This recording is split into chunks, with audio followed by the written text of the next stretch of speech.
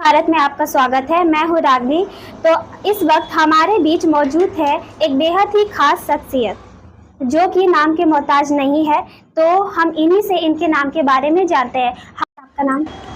मेरा नाम मोहम्मद फैज़ अहमद रिजवी हुआ। सर, जनता आपसे जानना चाहती है कि आप धनबाद के लिए क्या करोगे? देखिए, धनबाद में अब तक जो नहीं हुआ, कैसे? जो धनबाद के जनता को जो छला गया, और इधर तो 10 साल चुनाव भी नहीं हुआ। पिछले 5 सालों में जो काम होना चाहिए था वो काम नहीं हुआ। और बिजली, सड़क, पानी यहाँ का गंभीर मुद्दा है। प्रदूषण यहाँ का गंभीर मुद्दा है। लोगों की उम्र कम होते जा रही है इस प्रदूषण की वजह से। इस मुद्दे को लेकर हम आएंगे और कम से कम एक स्टेडियम तो धनबाद में जरूर होना चाहिए, जिसको लेकर हम आगे बढ़ेंगे। सर, जनता आपसे जानना चाहती है कि जनता आप ही को क्यों चुने? देखिए, जनता मुझे क्यों चुने? जनता इसलिए चुने कि हम जनता के बीच में रहते हैं, और इस लोकतंत्र में जनता जो है वो मालिक होती है। और हम जनता के बीच में जाएंगे, अपने मुद्दे को बताएंगे कि मेरा ये मुद्दा है, हम आपके लिए इस तरह का काम करेंगे, ये मेरा मैनिफेस्टो है। उसके बाद जनता तय करेगी किसे चुनना है। अब तक तो जितने रहे सब भ्रष्ट।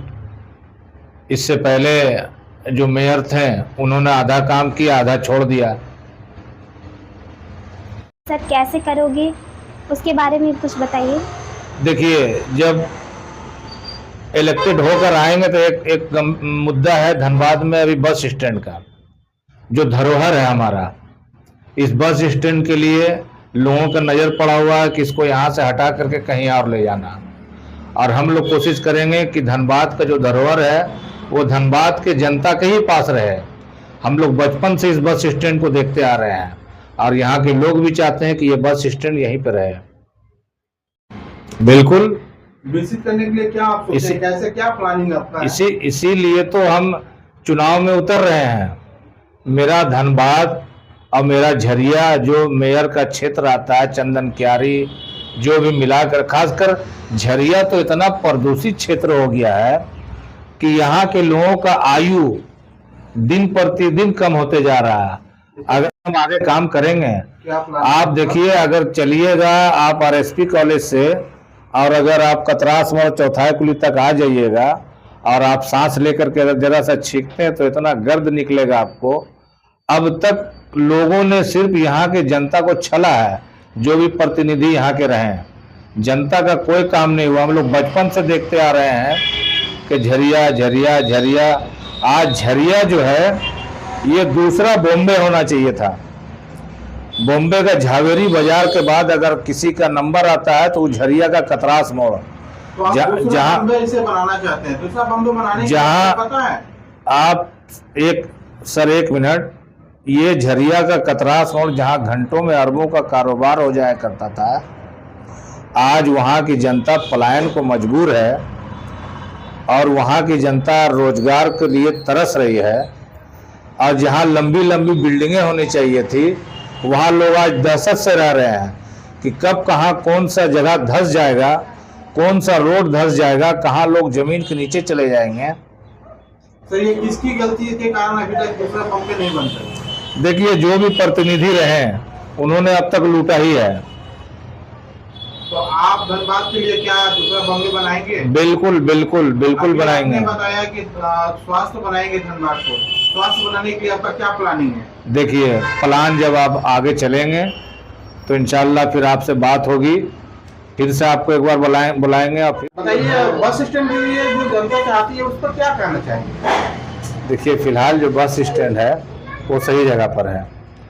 झरिया के लोग हैं, धनबाद है, बगमारा है, सिंदरी है, इन लोगों को काफ़ी सुविधा है यहाँ पे।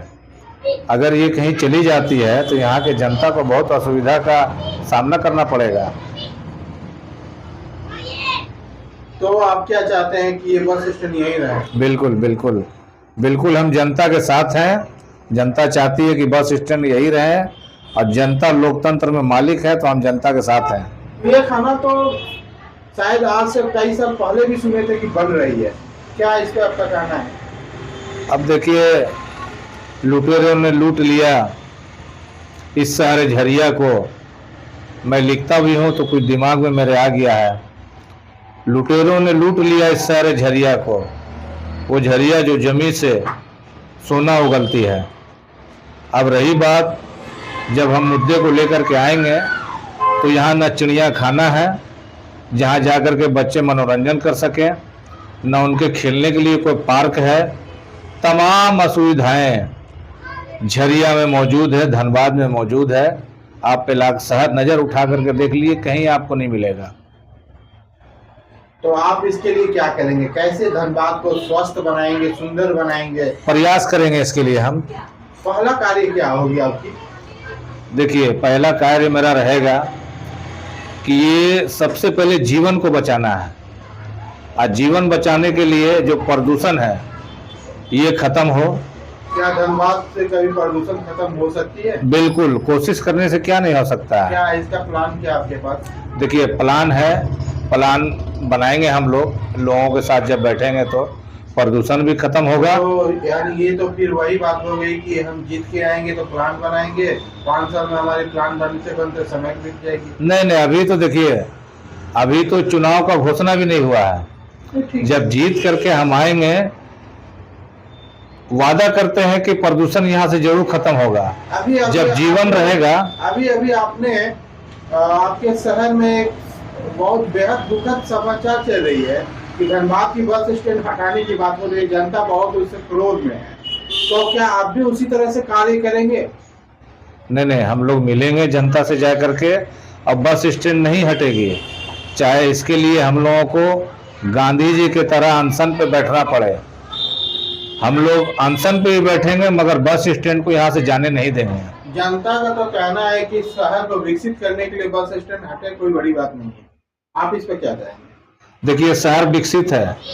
इससे पहले जो है बस स्टैंड आपको रेलवे स्टेशन के पास थी, काफ़ी वहाँ पे जाम लगा करता था। अब चली गई है आपको जलान हॉस्पिटल के आगे। तो क्या वहाँ से दूसरी जगह स्थगित नहीं किया जा सकता है बस स्टैंड को? नहीं, अरे दूसरी जगह स्थगित करना, कोई और बना लीजिए। जो धरोहर है धनबाद का, दूसरा मुंबई बनाने के लिए बात करें, कैसे बनाएंगे दूसरा मुंबई? देखिए, यहाँ पर बच्चों के लिए कोई पार्क नहीं है, खेलने की कोई जगह नहीं है, बहुत असुविधा है यहाँ के बच्चों के लिए। देखिए, झरिया धनबाद जो है, इसके ज़मीन से लोग कहते हैं ना सोना निकल रहा, सोना। यहाँ कोयला निकलता है जिससे पूरा भारत रोशन हो रहा है। अब वो झरिया जो है आज अंधकार में है। आज तमाम डेवलपमेंट का काम यहाँ से उठ करके चला गया कहीं और झरिया जो है आज भी बेचारा बन करके रह गया।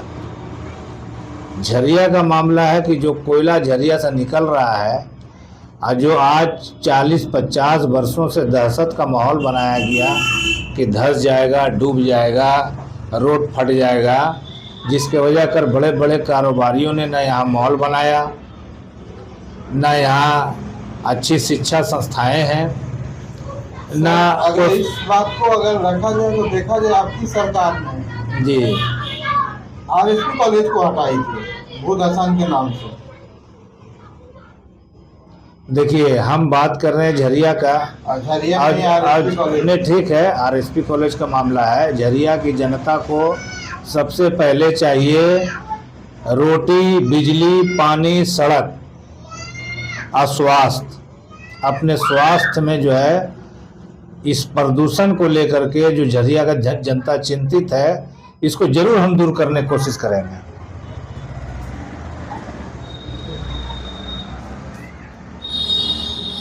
जनता जानना चाहती है कि और आप क्या संदेश देंगे जनता के लिए?